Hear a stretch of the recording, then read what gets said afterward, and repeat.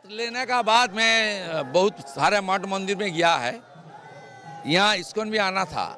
जो श्रीला प्रभुपद जी ने पूरा वर्ल्ड को हरे कृष्ण मंत्र का साथ, गीता का वाणी, गीता का प्रचार प्रसार का साथ जो जागरण किया है, वो भी घर घर पहुँचने का काम हम लोग को करना पड़ेगा।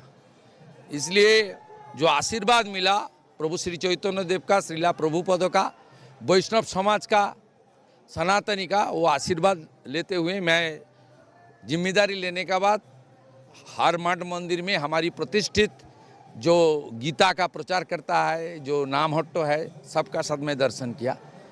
यहाँ भी आया आज आकर मैं मेरा जो सेवा का मौका मिला। नहीं, ये तो माता है हमारा।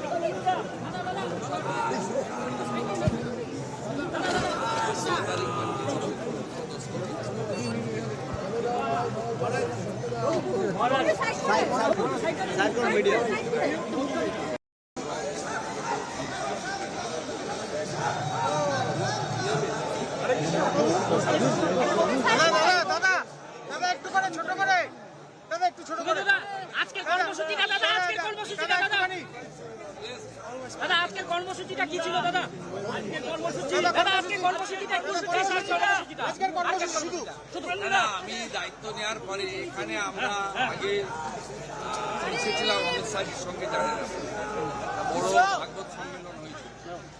আমি দায়িত্ব নেওয়ার পরে কালীঘাট মাতার দর্শনও করেছি। আমি বেলুড় মঠে গিয়ে স্বামী বিবেকানন্দ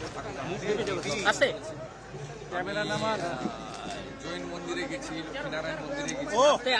আমার ইস্কনে আসার একটা দায়িত্ব নিয়েছি। ইস্কনে এসে রাধা মাধবের দর্শন করা, গোমাতার সেবা করা, শ্রীলা প্রভুপদর চরণে প্রণাম নিবেদন করা, প্রভু শ্রী চৈতন্যদেবকে স্মরণ করা, প্রার্থনা করা, কীর্তন শোনা, ভজন শোনা এবং গীতার বাণীকে গ্রহণ করে আগামী দিনে মানুষের কল্যাণে যাতে আমরা কাজ করতে পারি, পশ্চিমবঙ্গ যাতে আগের মতো তার গীত গৌরব করতে পারি, সেই প্রার্থনা নিয়ে এসেছি।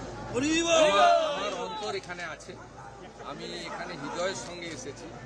আমি একজন সনাতনী, আমি ইস্কনের পরম ভক্ত। আমি শ্রীলা প্রভুপদ গোটা পৃথিবীব্যাপী হরে কৃষ্ণ মন্ত্র, প্রভু শ্রী জগন্নাথ দেবের রথযাত্রা, তিনি একমাত্র ব্যক্তি গোটা পৃথিবীতে ছড়িয়ে দিয়েছেন। এর থেকে আর বড় কিছু ইস্কনের তরফ থেকে কি কোনো কিছু? এরা নিঃস্বার্থভাবে গীতা প্রচার প্রসার করে, বহু জায়গায় অপমানিত হয়েছে, এরা থেমে থাকে। শ্রীলা প্রভুপদ ঠাকুরের মহাগুরুর যে আশীর্বাদ, তাকে তিনি করেছেন। আর আমার সঙ্গে আমাদের অনেকগুলো নাম হট্টে, আমি বছরে 3 বার রাধা মাধবের অভিষেক করি।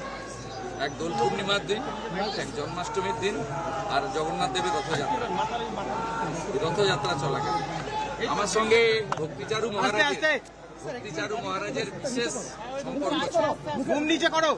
তিনি যখন মেদিনীপুরে যেতেন আমাকে ডেকে পাঠাতেন এবং একসঙ্গে আমরা প্রসাদ দিতাম। এটা আমার স্মৃতি আছে, আমি এখানে এসেছি, আমরা একসঙ্গে অনেক কাজ করবো। জয় শ্রীরাম। সঙ্গে দয়াময় প্রভু যোগাযোগ